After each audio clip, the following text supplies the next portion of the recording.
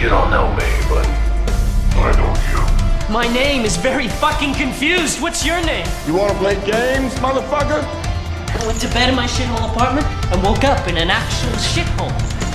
Congratulations. You are still alive. Fix me, motherfucker! He looks crazier than a sack full of cats. You're not Jigsaw, I call that epic bad luck. Use your shirt. It's wood. Plaster. I'm gonna kill your husband now, Mrs. Gordon. The only door you know how to open is between your legs. I did not cheat on her! I don't give a crap if you covered yourself in peanut butter and had a 15-hooker gangbang. Those who don't appreciate life do not deserve life. Your policy! It's bullshit! You're the scary voice. Oh, yes. There will be blood. Let the game begin. Welcome to the Jigsaw Files podcast. I'm Chris. I'm Madison. And we are finally back for our Saw 2 retrospective. It has been a little bit, and it's all Madison's fault. I just want you guys to know. I'm just kidding. No, life got a little busy for a bit, but we are back now. We're going to talk about Saw 2, and but yeah. So what have we been up to? What have you been up to over there on your end? I've done YouTube-wise. I've done a couple of videos with Board Now, Keith Beard, doing Tales from the Crypt commentaries mostly. Ooh, and then it's fun. And then personally, I've just been working and writing a little bit. That's about it. Reading some thrillers, lots of plot twists. Anything good? So. Anything that you can recommend to the audience? Look Closer by David Ellis is really good. It's okay. Kind of starts off as your standard domestic husband cheating on his wife and, with a mistress, and you're thinking it's going to go one way, but there's a lot of twists in it. So really good. All right. Yeah, I've been busy too, mainly working on some Book of Saw stuff, which, guys, stick around at the end of this video. I'm going to give you an update on where things are at there, but I have been working on that. I got to meet Shawnee Smith, Amanda, where I'm going to talk about that at the end of the episode as well. I've been doing that. I've been trying to watch some stuff here and there when I can. Have you been watching anything recently? Anything new that you wanted to kind of bring up and talk about for a minute? Yeah, I watched The Boys. I finished that. That was fantastic. It's sort of a superhero satire show with lots of gore and very violent deaths. So very fun. I really enjoyed that. And I don't know. Mostly been rewatching stuff. Oh, I finally saw Obsession. Did you? Yeah. Did you see it? Not yet. I'm so excited to see it, though. I can't tell you how excited I am to watch Obsession. I think it lives up to the hype. The only thing was the very last scene. I was like, I would have probably done something different if it were me, but it was still good. It was still kind of leaves you walking out feeling just like, emotional, and like it's a kind of a heavy feeling. So. Have you seen a short film they did on YouTube about a year or so ago, Milk and Cereal? Have you watched that? Mm-hmm. It's great. Yeah. I love it. Guys, if you've seen Obsession, if you loved Obsession, and you have not watched Milk and Cereal, go watch it on YouTube. It's great. It's fantastic. And he's doing the next Texas Chainsaw movie, which is going to be interesting. So I'm very excited. I'm very happy for him. I think he's going to have a lot of success as a filmmaker. And again, I say that as someone who hasn't seen Obsession yet. But I did just watch Hokum with Adam Scott. That one was great. That one was really great. It was really like psychological, and there was a lot of themes of depression and regret and forgiveness, and it was really creepy. These scares I thought were a little effective. And then I watched some fun ones like Ready or Not 2. I finally got to, and there's one called They Will Kill You with Tom Felton from Harry Potter in there. Good. That one was a lot of fun as well. I'm trying to think there was one called Over Your Dead Body with Samara Weaving, where it's kind of like a Mr. and Mrs. Smith type of thing, where the premise is basically her and her husband are trying to kill each other. Like they're plotting to kill the other. It's a lot of fun. But yeah, so like, again, I've been trying to watch stuff when I can. But yeah, Saw 2 let's kind of talk about Saw 2 now. We kind of talked about, I don't remember, it's been a while since we did our episode on the first Saw movie, but you saw the first Saw movie when it came out on home video, right? Or was that just me? Did you watch it in theaters? That's you. I saw it in theaters. Okay. Yeah, I've already told the story a couple times, but I didn't remember if you actually went and watched the whole thing in theaters or not. We did, yeah. We went in, almost saw the ending, walked out. Luckily, we didn't process it. We walked into the wrong showing, and then we went and saw it in theaters, and now that was amazing. So. And all right, so I'm caught up now. And then Saw 2, did you watch that one in theaters as well? Yeah, Saw 2 was my first one in theaters because, again, the first Saw I waited for home video.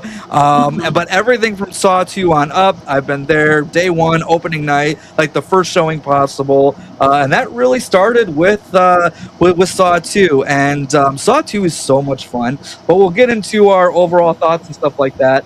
But behind the scenes, how much do you know about the behind the scenes of Saw 2? So today, I just binge watched the behind the scenes commentary with, or the director's commentary with Darren Lynn Bousman and David Hackle, who did the production design. Okay. And and Kevin Gruder, of course, the editor. Yeah. And then I also just binged the one with Lee and James, which is hilarious. One's great. Like, of course, whenever those two get together, it's gold. I actually watched a commentary last night as well, but I watched the one with Darren Bousman, Beverly Mitchell, and Donnie Wahlberg. That's the one I watched, which is a lot of fun. If you guys are a fan of commentary tracks, really any of the Saw commentaries on any of them are a lot of fun. But yeah, the one with Donnie there, he's just talking about how hot all the women are the whole time. You know, Darren tells a couple good stories about our good friend Tony, who we had on the show, and Beverly Mitchell's a lot of fun on there. But yeah, so speaking of Darren Lynn Bousman, actually, before we get into this, did you watch Darren's latest movie yet, Twisted? With Lauren Lavera from Terrifier. It came out, I think, in like February or something like that. It's available on like home video and stuff, or I don't know if it's out on Blu-ray or anything yet. I'm sure it is. It's definitely out on like the digital platforms for sure. I thought it was pretty solid. There are definitely choices in there that I would have went a little different way with, but I overall enjoyed the movie. So yeah, guys, Darren Lynn Bousman's Twisted. And speaking of Darren Lynn Bousman, kind of how he came on to Saw 2 is that he was out of film school. He went to film school because he wanted to be a writer. And but again, he wasn't getting any work and nothing was really happening for him, and he was getting desperate. So he writes this script called The Desperate. And it's basically about this serial killer who is very much like a puppet master type of thing. It was set in one location in a house. He's a fan of twists, so of course there was a twist in there. And then I think he even got some funding for it, and he was starting to hire some of the crew to go and make The Desperate. And that's where he came and met David Armstrong, the director of photography on the first Saw movie, and he did a bunch of the other ones as well. And David Armstrong brought it to Twisted Pictures. Twisted Pictures saw the script, and Saw 1 had just come out. It was doing really well. It was a big success. And of course, Twisted Pictures was like, we got to sequelize this bad boy. The DP who did the first Saw, David Armstrong, he was actually the one who got me this job, which is kind of crazy. I was looking at him for another project. He had just shot Saw. And I really thought he had something that I thought would be really good as a director. And I liked his script. And I said, you know what?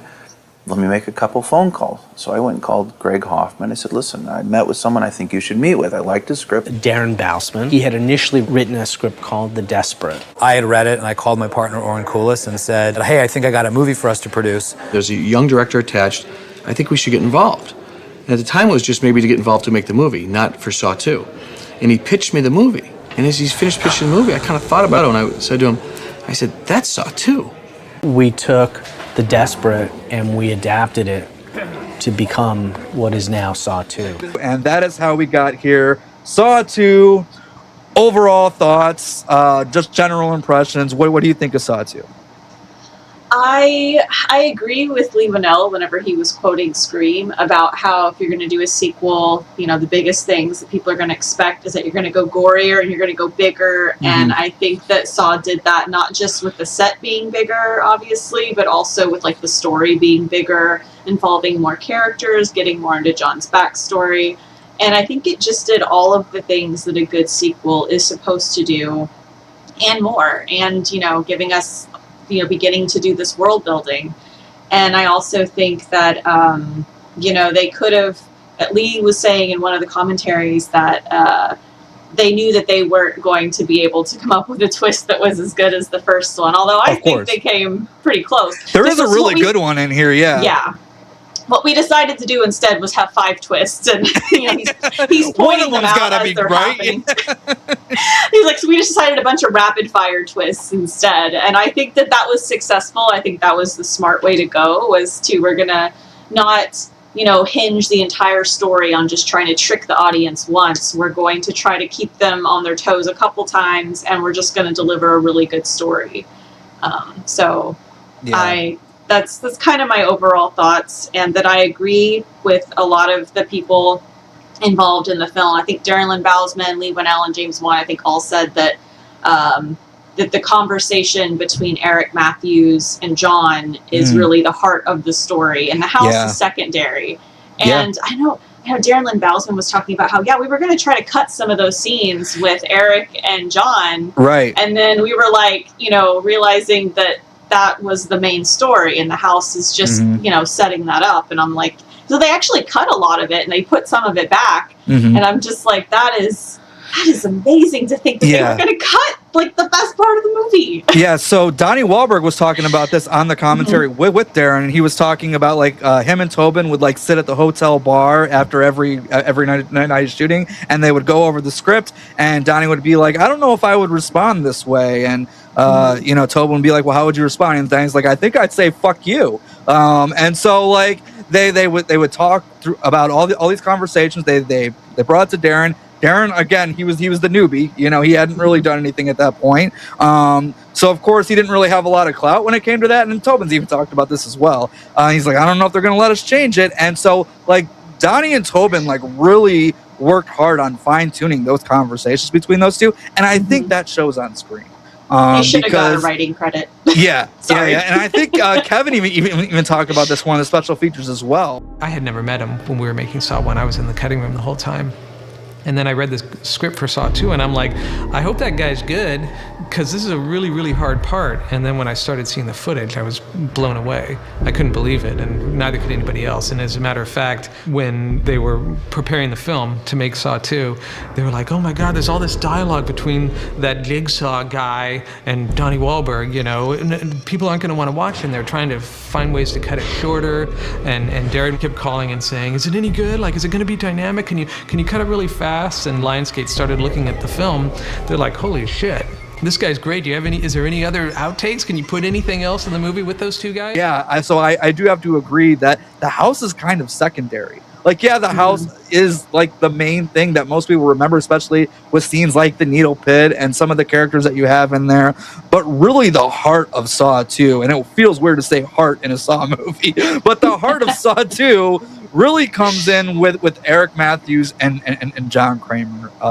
In terms of talking about the twists, like, you weren't going to top that iconic twist in the first movie, so I do. And that's the thing, like, as an audience member, you're like, fool me once, haha. So you go into Saw 2 kind of, maybe you weren't, maybe some were, maybe some weren't, but you kind of go into Saw 2 thinking, okay, there's probably going to be a twist again. So you're, like, looking for everything, and then they just give you, like, multiple twists, like 3 or 4 at a time. So hopefully, even if you expect one, this one should throw you off a little bit. And I really appreciated that as an audience member because, it's fun to, guess right sometimes. I also love being surprised. So, and I think Saw 2 and a lot of the other movies do that as well.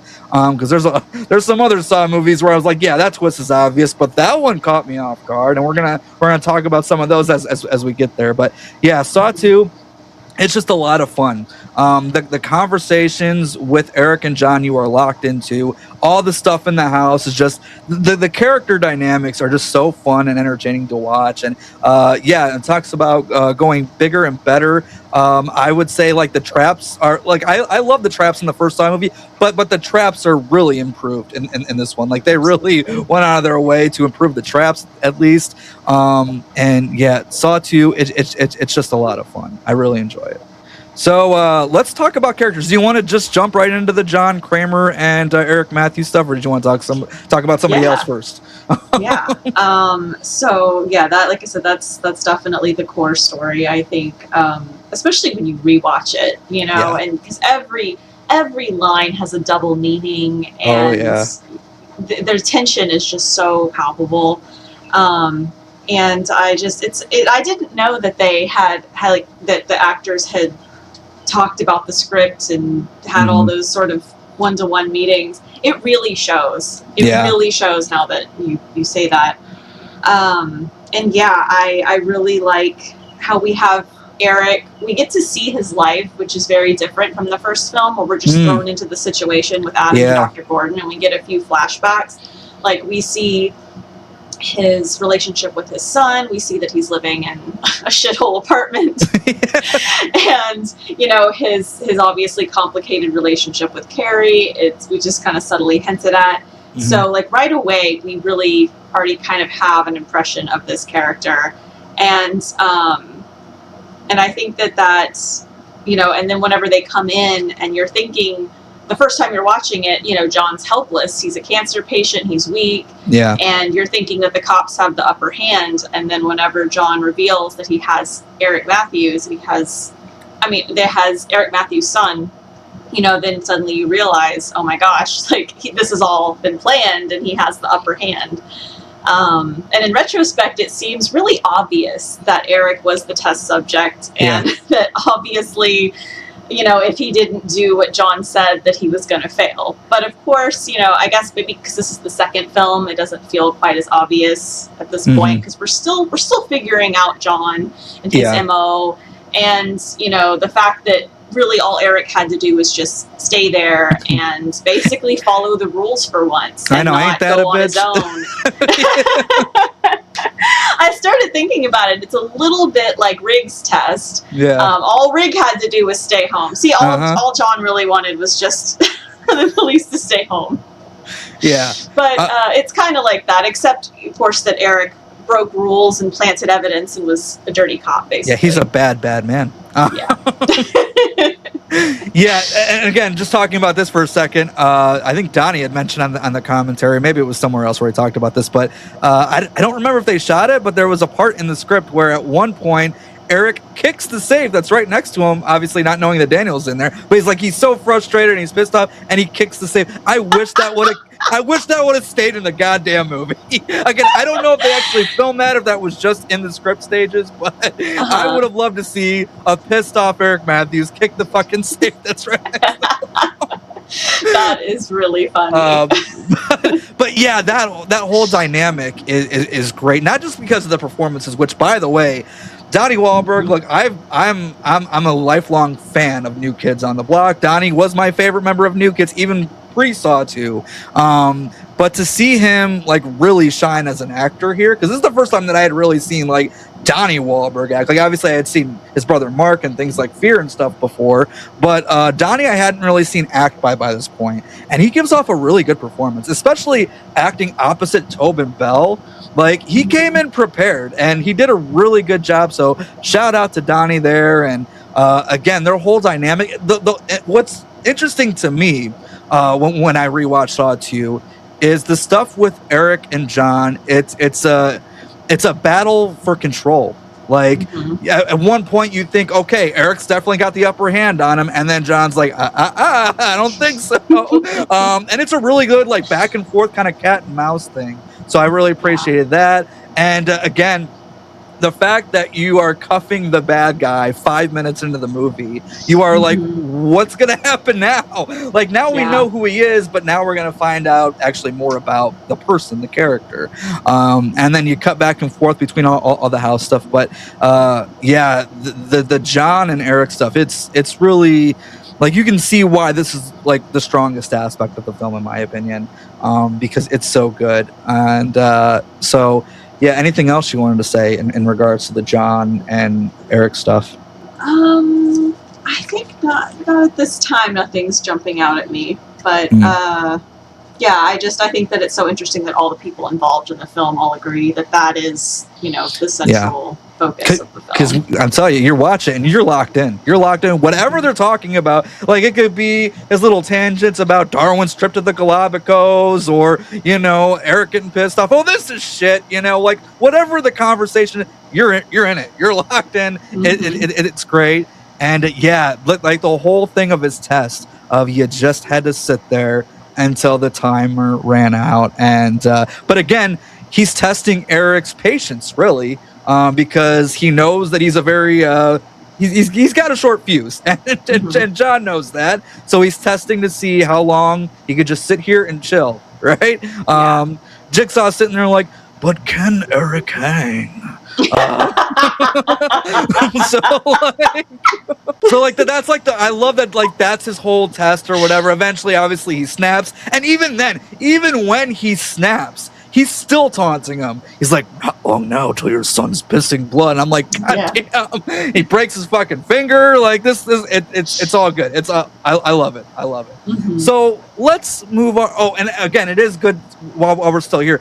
I loved seeing Detective Carey back, by the way. Like you guys will, if you don't know already by this show, I'm a huge fan of the Detective Carey character. I love Dina Meyer. So it was just great to see that character return, because we really don't have hardly anybody from the first film returning outside of Amanda and Jigsaw. And we also have Carey. So that was really cool to kind of have that little thread there.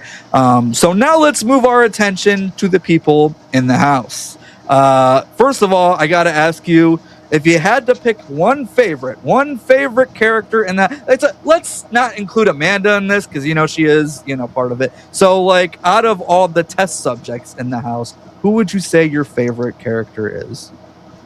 I mean, okay, so best bad guy is Xavier. Like if you were saying, if you were like saying, okay, we're gonna take all these characters out but one, I'd be like, keep Xavier, because he's a perfect secondary antagonist. And even though he's threatening from the onset, it really is a slow development. He has like the most development out of all of the characters. I agree. In the house, where he's kind of the tough guy at first, although he gets frightened by Abby, which is interesting. Because he's just like, man, I'm a tough guy. He's like, this dude's fucking psycho.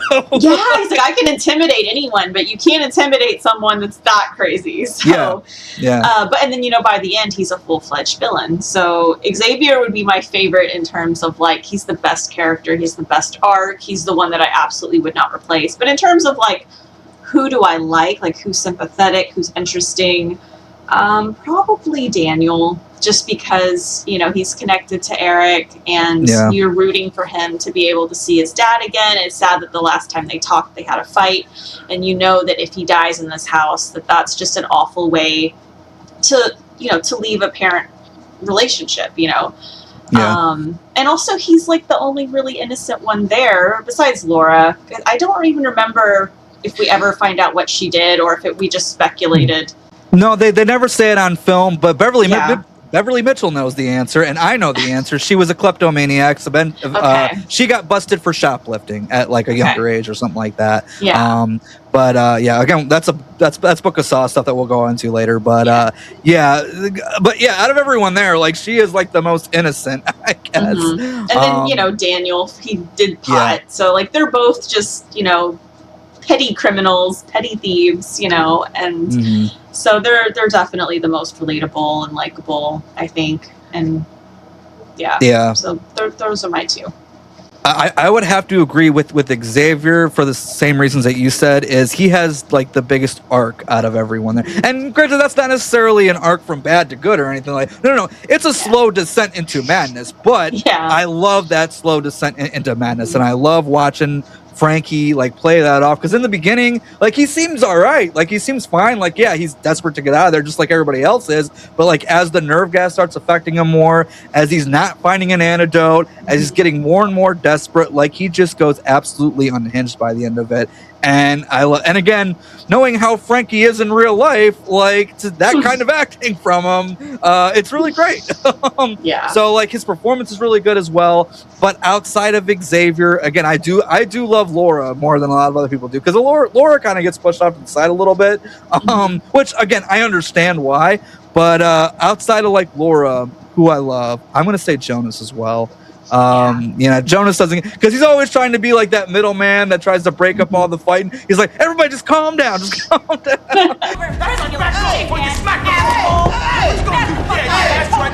Okay, man, all right. Nobody takes shit from nobody. We've established that. So like it's a really good dynamic with him, and I love that he's trying to be like the middleman and be like, guys, we got to work together if we want to get out of here. I don't feel like, again, we don't really know much about Jonas's character or what he did necessarily. We know that some bad people are going to go looking for his family, so I'm assuming gang affiliation, but again, he seemed like a decent dude all in all.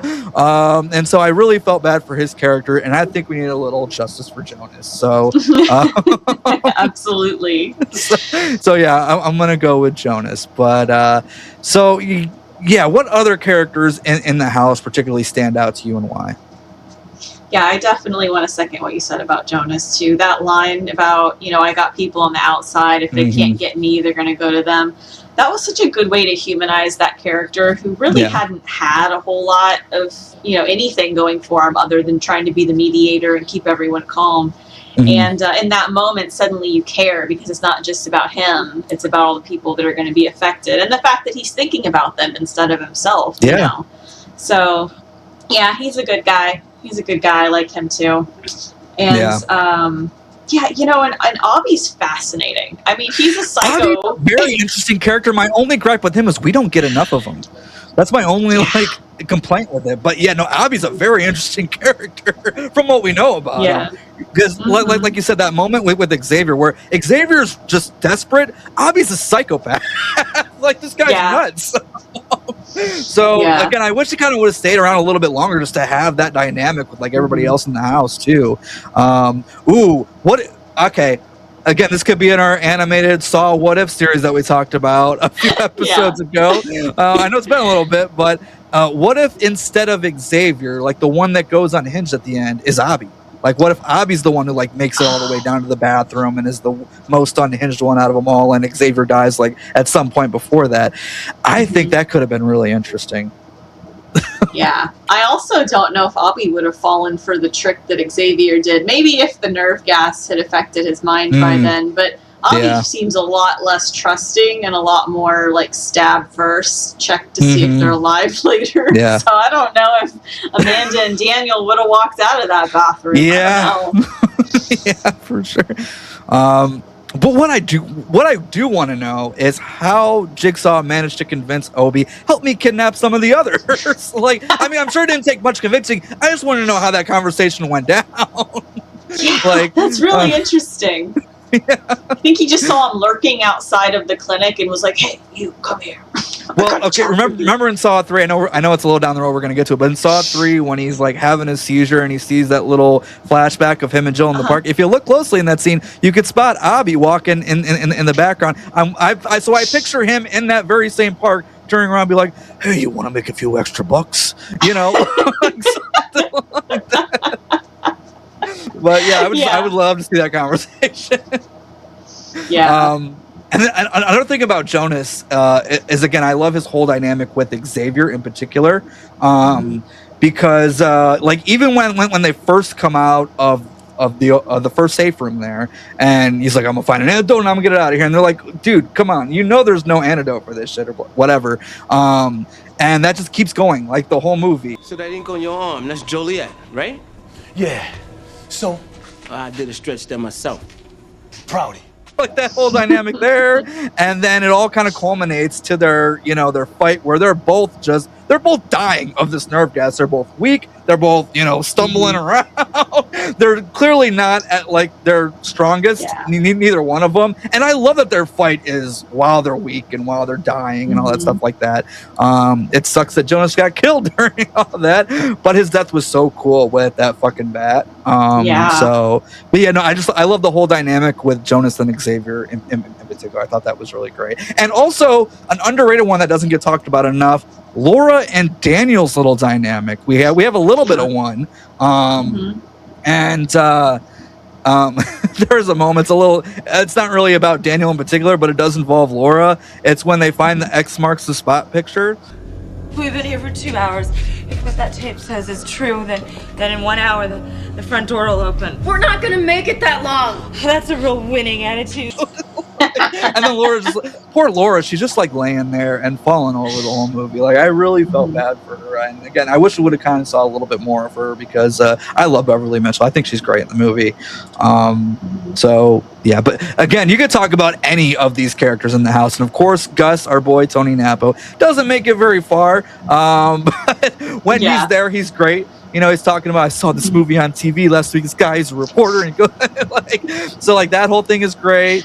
Yeah, I think everybody in the house, and Emmanuelle, who plays Addison, her screams when she's like, you know, up in that box, it's great. Like her screams are really good. Yeah, I could talk about anybody in this house and just like find something to like about each of them. Yeah, I was just about to say, Emmanuelle, who plays Addison, when she puts her arms or her hands, you know, in the razor wire box. Yeah. She sells that scene because it's just a box and some blood. And the commentary says that like the only special effects that were in there was just blood packets that went, you know, drizzled down her arm. So there wasn't really a lot to that trap, and yet it always comes up in people's favorites. And I think that that's just her acting that sells it, and also those rapid shots, and you know the quick cuts that Kevin does that I absolutely love. That helps too. So between her acting and Kevin's editing, I think that is what makes that a chaotic, iconic trap. And you know, and it's just a glass box. You really don't even see the razors that much. It's just a glass, and it's terrifying because she makes it that way. So yeah, you're right. That's a character that doesn't get a lot of attention, but that scene, she absolutely nails it. And again, you talk about rivalries in the movie. We're talking about Xavier and Jonas. Xavier and Addison's rivalry. Yeah, that too. Well, we've established that the macho bullshit approach isn't opening the door. Any other suggestions? Look who's talking. The only door you know how to open is between your legs. Like, which we found out that Frankie's wife actually came up with that line. So props to Frankie's wife on that. Yeah. I heard there was a lot more to that too, and they cut a lot of it. And they just kept letting Frankie just improvise more and more insults and vice versa. And I think that that's fantastic, especially when you only have like 25 days of filming. But they were like, "This is important." Yeah. we don't have time to film stuff like the elevator scene. We're running out of time. We're not going to do that. We're gonna let Frankie improv. That's more important. Again, you bring up the elevator. You know what? Remind me when we're talking about twists to bring up the elevator one. Okay. Because I got stuff to say about that one. All right. So character-wise, again, outside of like really Rig, who is just kind of here as a secondary character. Like I love Lyric Ben. I'm glad he's here. He doesn't have a whole lot to do in the movie, but outside of him, I feel like we pretty much talked about everybody for the most part. Did you have anything else that kind of came to mind in terms of characters, just in general? In terms of the extras, I just found this out today. I love the fact that the squad people that are coming up to Jigsaw's lair up the stairs, the ones that get electrocuted and the ones that get their legs like cut off or whatever. I think it was Bowsman that said, "Oh, here it's those same squad people that are coming up the stairs now." They just use the same extras. Darren is notorious for always wanting like 30 SWAT guys on standby, and the studio like every time tells them, we're not getting 30 SWAT guys. Make do with 4. Yeah, and there's another happened in this movie that also happened, and I'm pretty sure Saw 3. It definitely happened in Saw 4. So I'm sure it happened in Spiral as well. And there's a scene where two of the squad guys have their guns on John, and there's 4 laser beams. So it's like, where'd these extra guns come from? Darren always wants more. He always wants it to seem like there's more, which makes sense. Famous serial killer. They would probably send more than 5 SWAT guys, but speaking of like, really funny. Speaking of movie magic like that, so that scene where Eric and Daniel are like walking by the water there. So obviously, like when he goes to pick up Daniel and that little like security officer or whatever, like that's like where all of their dressing rooms are, right? Because if you don't know, like the Saw movies, both indoor and outdoor, shoot at like one big studio, like one big warehouse. And so they're like, okay, we're gonna go somewhere nice, and we're gonna, have this nice little walk and talk scene. And Darren's just like, no, we're just gonna go outside and just do it by the water. And if we turn the camera, it's all the dressing rooms that we were just a second ago. So again, little stuff like that I love. The car chases as well, both in 1 and 2. It's the same thing. They're literally just outside the building. Like, that's it. Yeah. So the SWAT truck doesn't go over 30 miles per hour the whole time. Yeah. Oh my God. Yeah. Okay, so we kind of touched on this briefly at the top here, but the traps. Again, like as much as I love the traps in Saw 1, again, outside of the reverse bear trap scene aside, I think the traps are even better here in Saw 2, like as a collective. So do we want to get the big one out of the way? Because obviously, like the most iconic one, I think, in this one also involves Amanda, and that is the needle pit. So let's talk about the needle pit first. Get that one out of the way. This scene's incredible, but I want to hear your thoughts on it. I mean, it's perfect. It's got, Amanda freaking out. When she gets thrown in there, she just freezes. And I thought it was really interesting. They said they did so many takes, some of them without the needles piercing her skin, because they weren't sure if that was going to get approved by the MPAA or whatever. And then they did some where she immediately starts digging through the needles as soon as he throws her in there. But obviously the fact that she just freezes, it's like you can just feel those needles in you because of the way that she just, really just is so convincing in that scene. The close-ups as well. Yeah. The close-ups, yeah. And, how well they managed to make it look like all those needles were piercing her. And just amazing set design with the pit and like all of the angles they use to show all the needles. It looks like it is so many, but like it looks, I think, even bigger than it probably actually is. Mm-hmm. And originally they had planned on her like sinking up to her neck in needles, which they realized wouldn't logically make sense. And they also couldn't even they could barely got the needles that they got. And I just don't even think that would have worked as well because, first of all, she has to actually maneuver around to get the key. Yeah. But also it just feels more realistic, I think. And it adds a frantic energy, the fact that she's flinging needles and like moving around a lot, whereas I think if she'd just been buried, there wouldn't have been as much dynamic to that scene. So I think that it's wonderful. I think that everything that happens in it is perfect, from the way that Xavier even kind of winces a little bit, which was the actor's choice to kind of give him a little humanity. He's not a complete monster. Even he is horrified by that scene. And then, everyone else's reactions. And then, of course, Daniel, whenever she finally gets out, is, comforting her. Just all of it's perfect. And again, talking about Xavier, I mean, he's kind of a dick for throwing her in the needle pit. But like, especially when she's like digging around in there, screaming, he's like, hurry up, we don't have time. It's like, dude, fuck, like, I get it, we're on a time crunch here, but give her a goddamn second. Or else you want to get in here and do it. All right? If you're in that much of a hurry, you get in here and do it. But then again, when Daniel's like, somebody gonna help her, everyone in the room, like even Jonas is like, no, I don't think so. Like, I'm not going in there.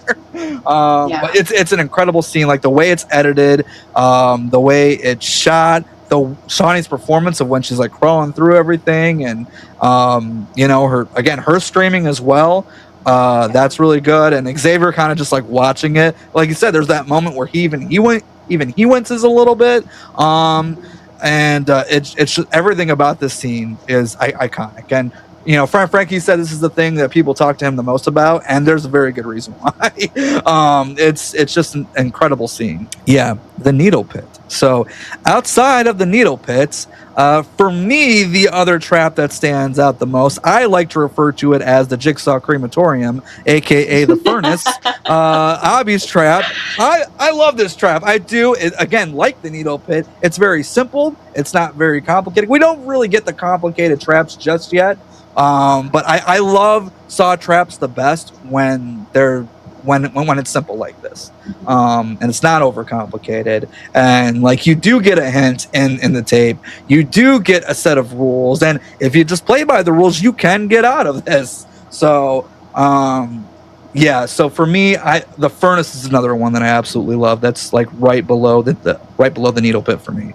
Yeah, I agree. I don't have too much to add. It's really well done. It's, that frantic energy is there. Like you said, I love that there's a clue in the tape with this one.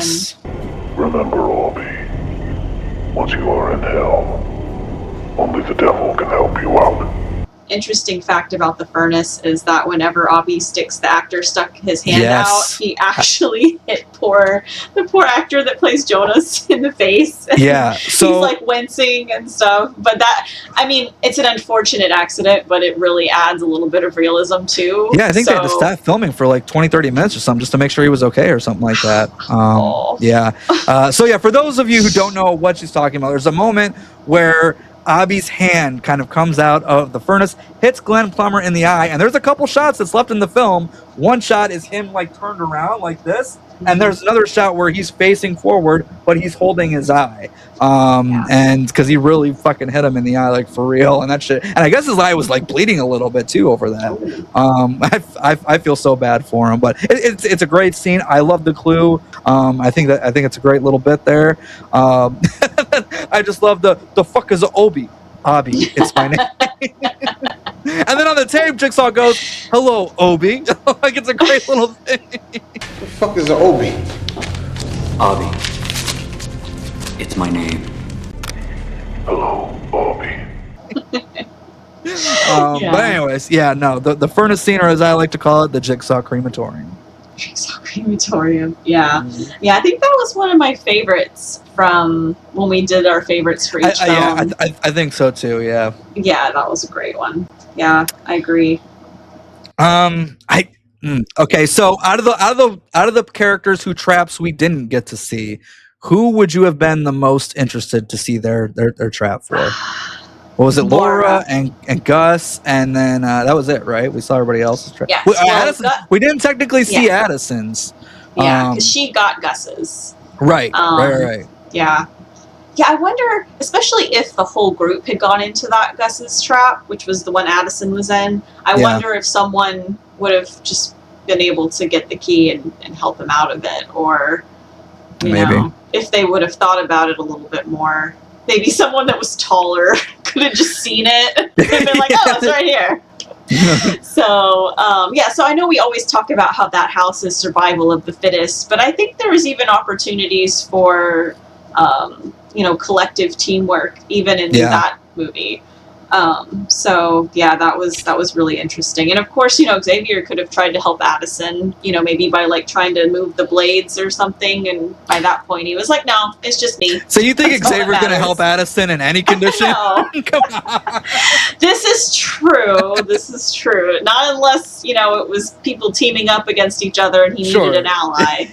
Sure. But yeah, you're right. He wasn't going to. But there was the potential. So it would have been interesting to see Gus actually do his game. But yeah, I'm so interested what Laura's was. Yeah, that's the one that I'm most intrigued by, because again, like she was just a shoplifter. So like what would her trap even been?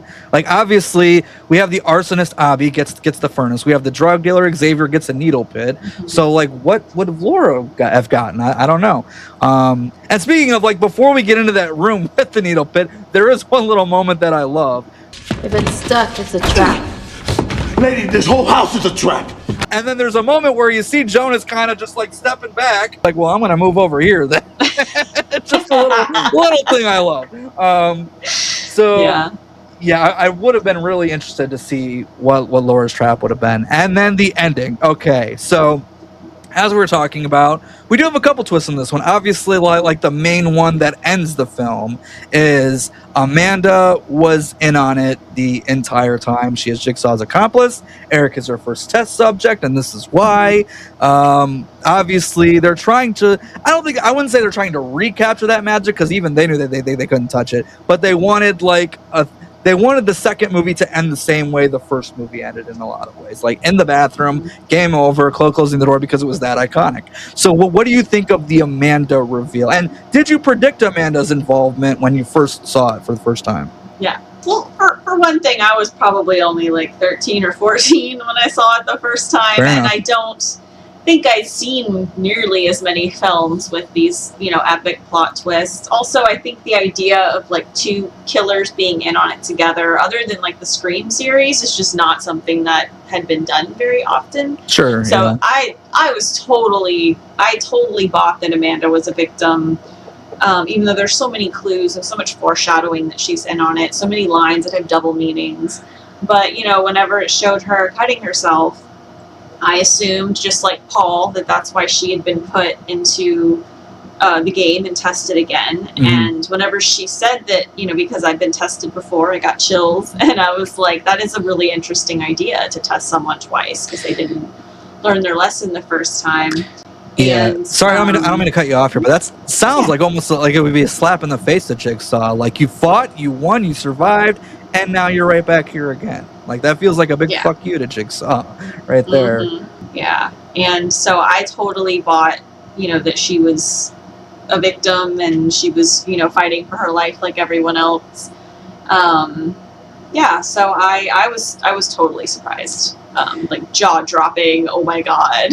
Yeah. Surprised. That one I was like half surprised on, because as soon as Amanda first even shows back up, first off, her haircut, obviously in the first movie she had long hair, so obviously the haircut is to try to throw the audience off a little bit until that moment where she says, because I played before. And as soon as she said, because I played before, that's when I started to go, okay, something's up here. I'm not ready to say like she's fully in on it, but something's up here. And then once you get to the end, it makes sense. But what kind of got me about the Amanda reveal is when Amanda goes, "You are my first test subject." So this was really Amanda's game, really, not necessarily John's. John was just kind of like overseeing everything here.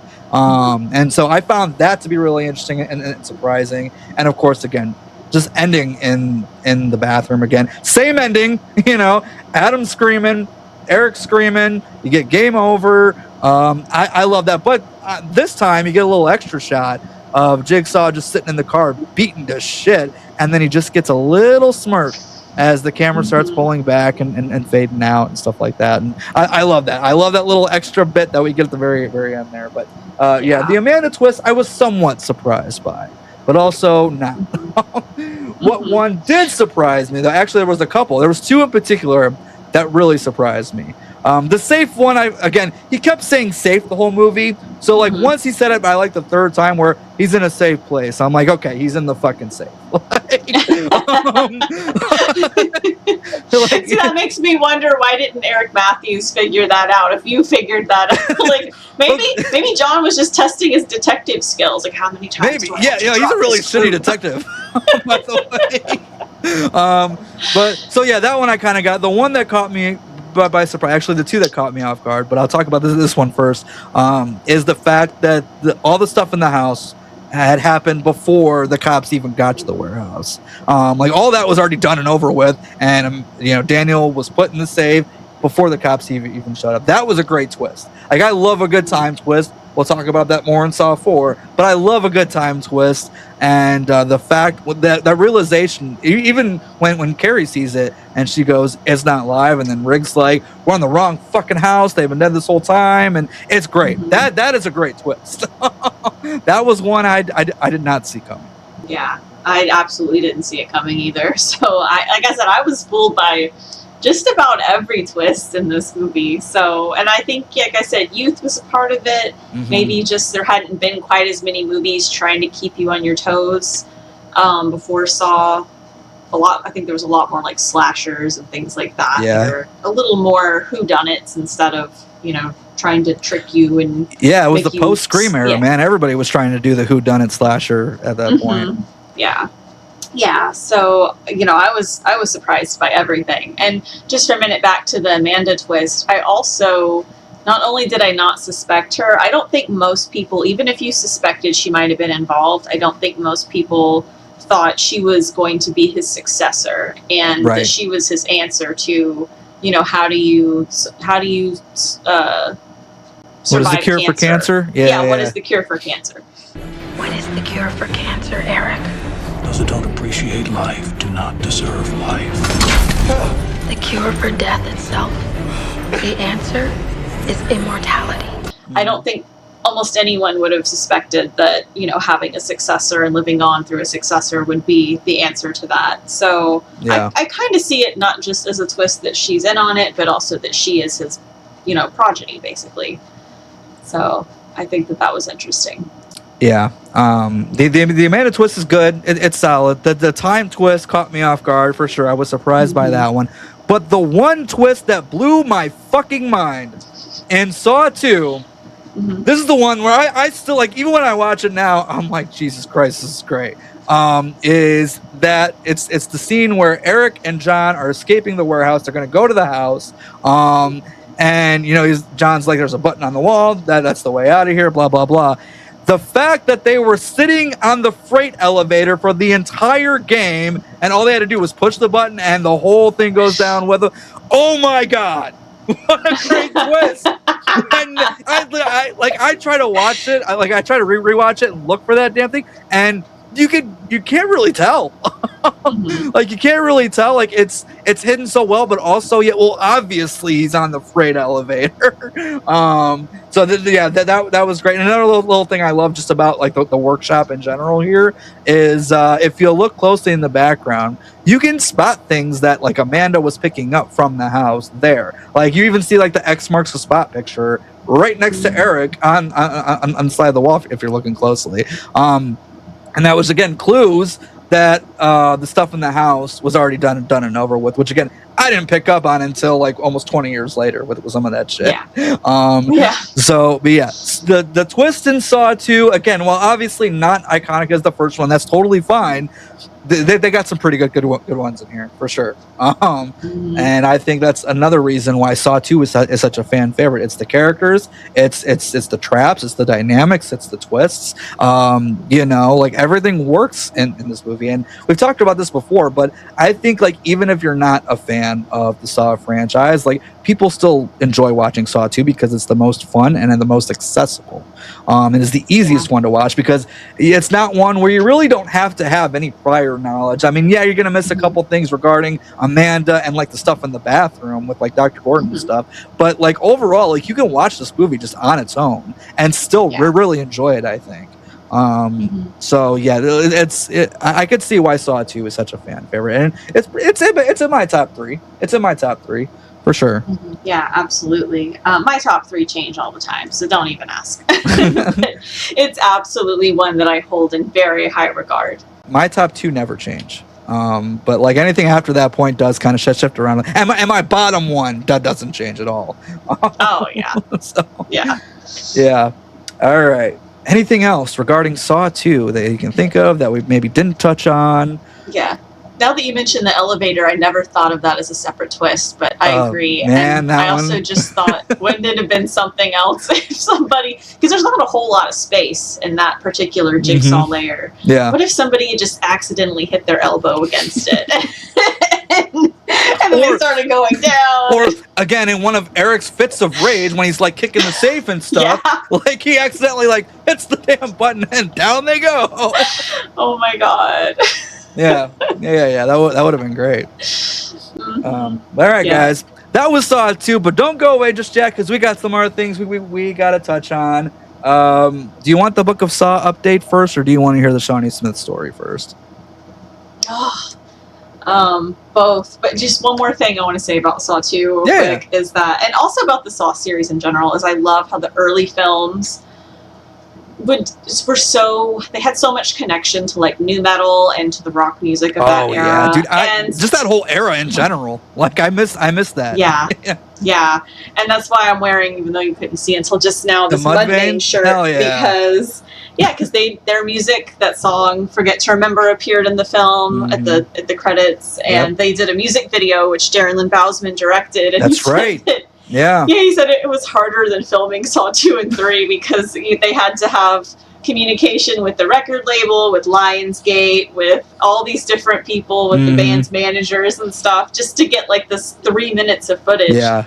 And but God, it's one of my favorite music videos, and I just loved it because when I was the age Saw 2 came out, Mudvayne was my favorite band, Saw was my favorite series, so that crossover, I just fangirled so hard. Yeah, shout out Mudvayne, man. Hell yeah. Yeah, I do love that song. Oh yeah. Yeah. And that's pretty much the last thing I wanted to add was, you know, Charlie Clouser and Mudvayne. Oh yeah, like Charlie Clouser, like just... everything we said about Charlie Clouser in our last episode about Saw 1, that carries over through every Saw film. So my thoughts on Charlie Clouser always remain the same. Guys, it's been a while. I can't fucking talk. Also, if you guys like bonus features, I do have a couple Saw 2 bonus features that I can recommend. They're 2 little like short things. One is called the Full Disclosure Report, piecing together Jigsaw. It's like this 20-minute primetime special that's like in world of the Saw universe that's covering 1 year after the events of the bathroom, and you know it's kind of going over Tap and Gordon and Zepp and Adam and all this stuff like that. It talks a little bit about Eric Matthews and his bad temper. Police continue to be hounded by allegations of improprieties and corruption. You got allegations of brutality against suspects. What brutality? Let me tell you something. What brutality? What brutality? Huh? What brutality? What? Like it's a fun little thing. The Full Disclosure Report. And also the Scott Tibbs documentary. For those who remember that one throwaway line in the first Saw movie. On my 6th birthday, my best friend at the time, Scott Tibbs, stabbed me with a rusty nail. I didn't tell you about that. Well, now we get to meet Scott Tibbs, and he's got his own little 15-minute short thing where he's going around and trying to make a documentary about Jigsaw because he like idolizes this guy. So yeah. Those are 2 special features I really recommend checking out. They're a lot of fun. Like Donnie has a cameo in one of them. Shawnee's got a cameo in one of them. They're quick, but they're great. So yeah, just wanted to mention that. Now, Book of Saw. As you guys know, I've been working on the Book of Saw timeline for quite a while. I still got quite a ways to go. But right now, I am in between Chapter 5 and Chapter 6. There's 9 chapters total. So, in fact, Chapter 5 was like all the Saw 2 stuff, like the nerve gas stuff. The Scott Tibbs stuff is in there included as well. I made that part of the official lore, right? And then you also got some other stuff that I'm not going to talk about. That's after the game, before the game. We're going to find out what Hoffman was doing during the events of Saw 2. We're gonna break that down and figure out where he is through all this. So that's the one I just finished. I'm getting ready to go into Chapter 6, which is going to be not only the longest episode.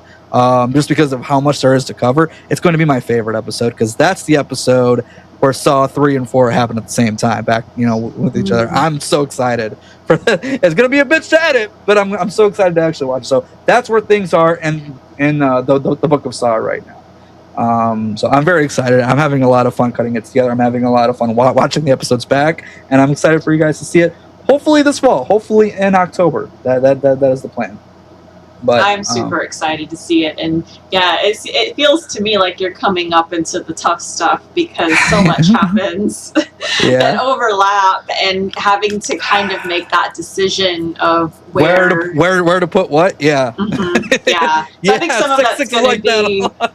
Yeah, it's going to be editor discretion, but I think that would be really. I can't wait to see it. But yes, so I talked about this at the end of last episode, and in between last episode and this episode, I had a chance to finally meet Shawnee Smith. And this was at Astronomicon, and it was great. So I was there for the entire weekend, Friday, Saturday, Sunday, but on Friday is when Shawnee had her panel.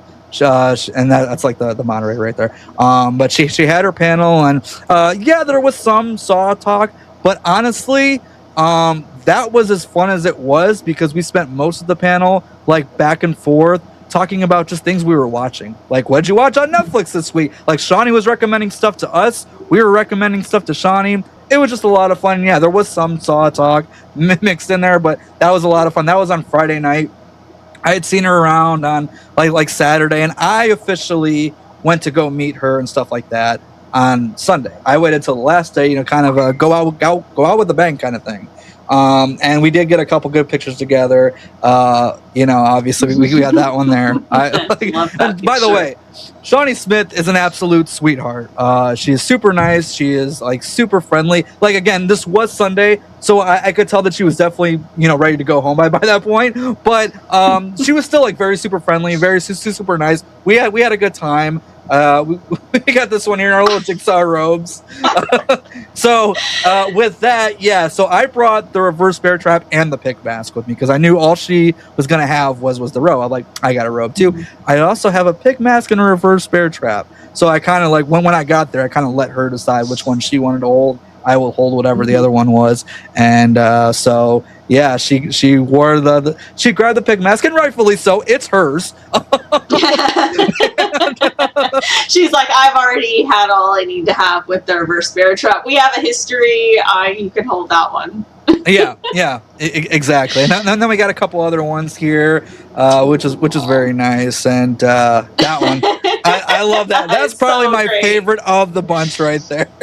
That's awesome. So yeah, meeting Shawnee Smith, if you have the chance, she was an absolute delight. Like we got to talk a little bit about. We actually didn't talk too much about Saw.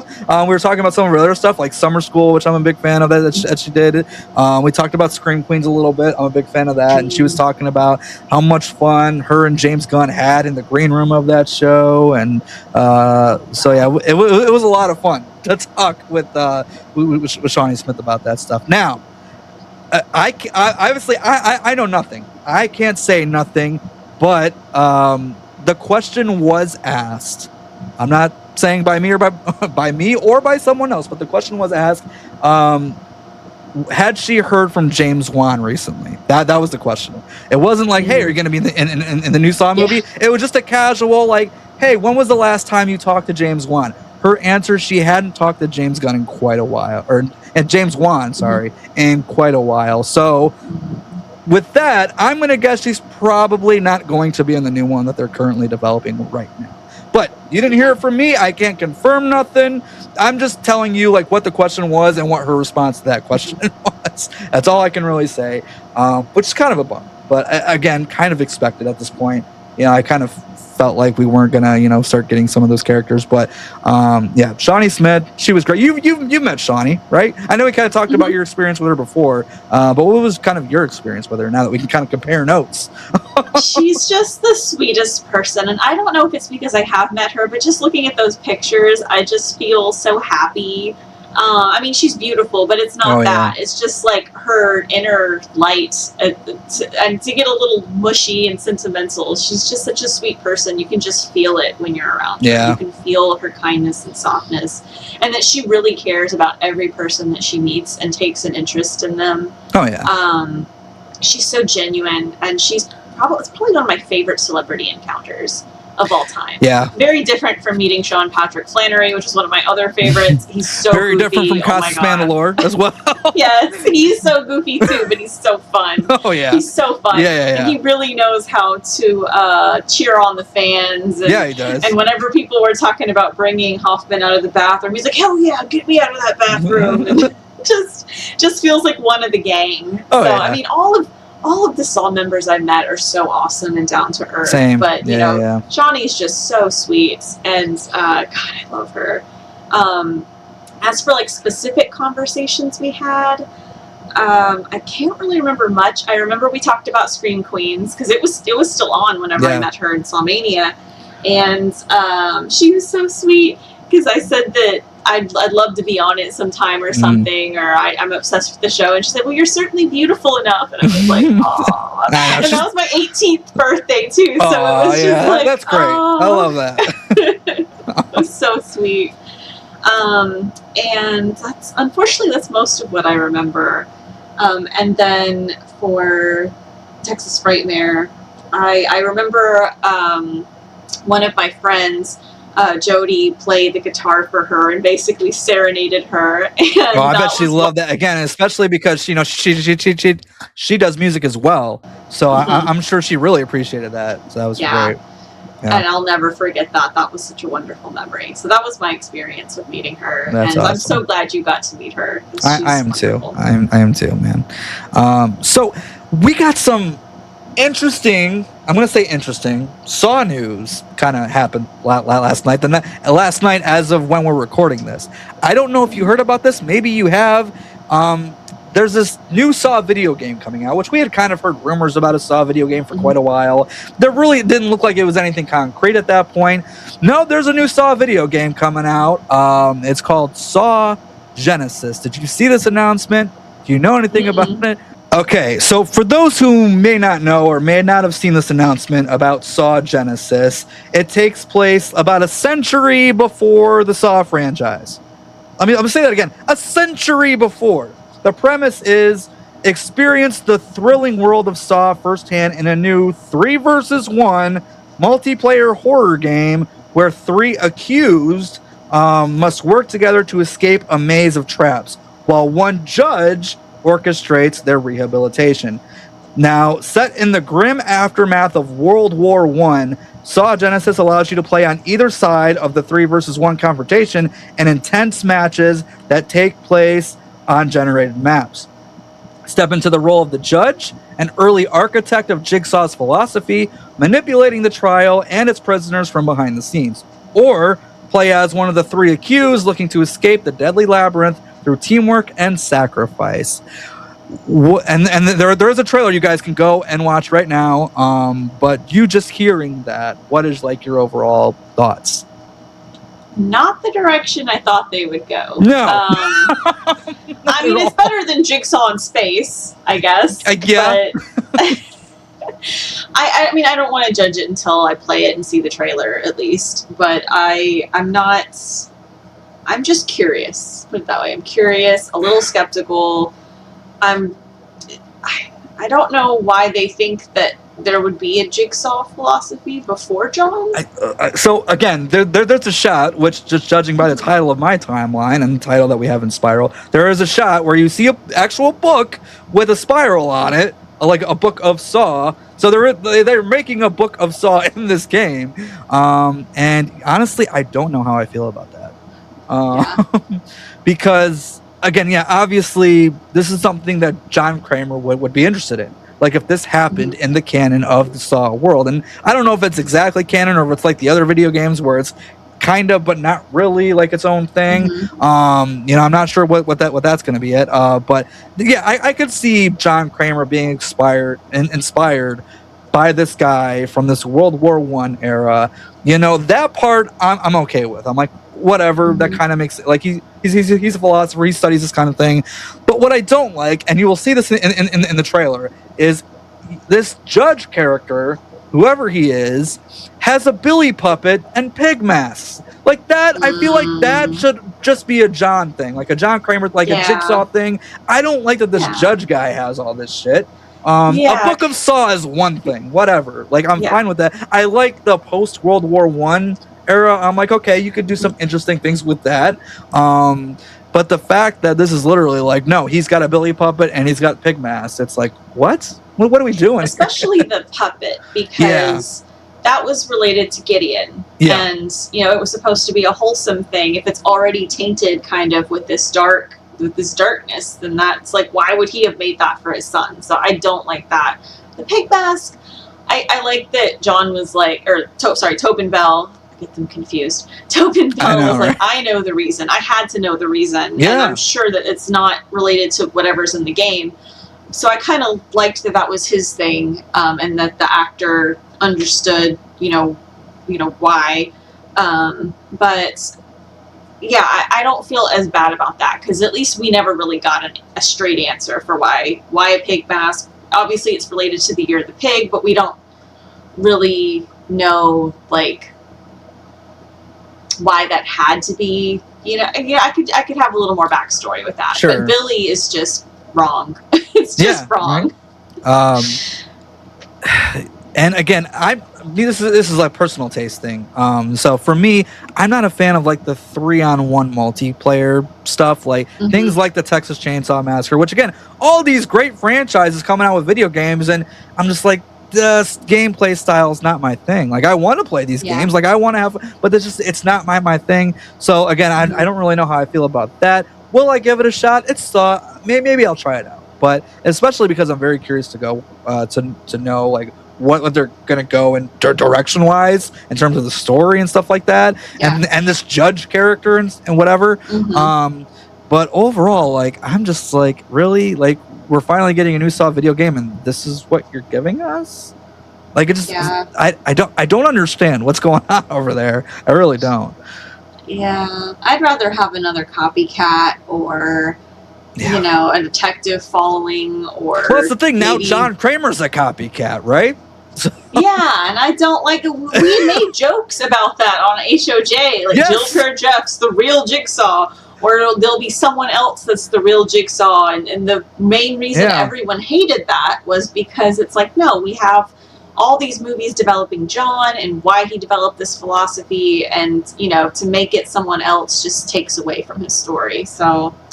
Yeah, I think that this is. I'll probably check it out or at least watch videos of it. Yeah.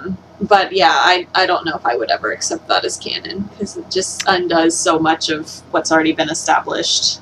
Like, a couple things I will say about like the actual trailer is like the visuals look good. And you do hear Tobin's voice narrating the trailer, which is great. So, like, there are a couple things about the trailer that I liked. Again, I just don't know about, like, the overall concept of it. That's kind of where I'm at with it. But, that's kind of all I wanted to say on that. I figured, hey, just got announced. We'll talk about it a little bit, and then we'll just move on from it. But, there was another thing I wanted to mention really quick. As you guys might know, Saw 2, Saw 3, Saw 4 all came out on a new 4K Steelbook at the end of last year. This year we are getting 5, 6, and 7 on a 4K Steelbook. According to what I've seen, there is not an official announcement yet, but you know, David Hackle posted pictures on Instagram. Him and Billy are in the studio right now working on the 4K of Saw 5. So it's definitely coming. It's definitely happening. I think the official announcement is likely around August, they said, and they're probably due out in October. So again, stay tuned for that. We'll find out more as kind of time goes. But for anybody who was curious about if the rest of them are going to get 4Ks, 5, 6, and 7 are all getting 4Ks. And I remember when those 4Ks came out last year, someone asked if 5, 6, and 7 were going to. And I remember Kevin Greuter made a comment. He's like, "It looks promising. Bye-bye Pink Blood." And I was like, hell yeah, that's what I want to hear. So I'm looking forward to that. But we'll find out more information on all that. But other than that, I have nothing else to say. I don't have anything else to add, except have you seen the 4K? Yeah. That's what I watched the commentary on last night. Nice. Do you think that it's visually like very different? Not really. I think the colors are more vibrant for sure, but to contrast that, there are some scenes that do look a little darker than what they do on like the normal Blu-ray. Overall, it's not like a massive difference, I wouldn't say. Like it's still all watchable. The sound is great. But again, I would get it if you really care about special features, because they have a new special feature with Darren on each one and a new special feature with Tobin on each one, kind of like 10 to 12 minutes, just kind of looking back on Saw 2, Saw 3, Saw 4. And so if you're a special feature aficionado, definitely get it for those, because those are worth watching for sure. And I haven't been able to find those particular ones on YouTube yet. So, but other than that, I got nothing. I got nothing either. This was fun. Yeah, it was fun. And I promise, guys, it won't be as long of a wait for our Saw 3 episode. Yeah. We will get to recording that in a couple of weeks, so you guys should be seeing that soon. But yeah, this was a lot of fun. It was good to get back on here and talk about Saw again for a while. And I'm very excited to talk about Saw 3, because that is my personal favorite of the Saw franchise. I still say Saw 1's the best one, like from start to finish. But in terms of like the fan in me, my personal favorite is Saw 3. So I'm really excited to talk about that. That's it. That's all I got to say.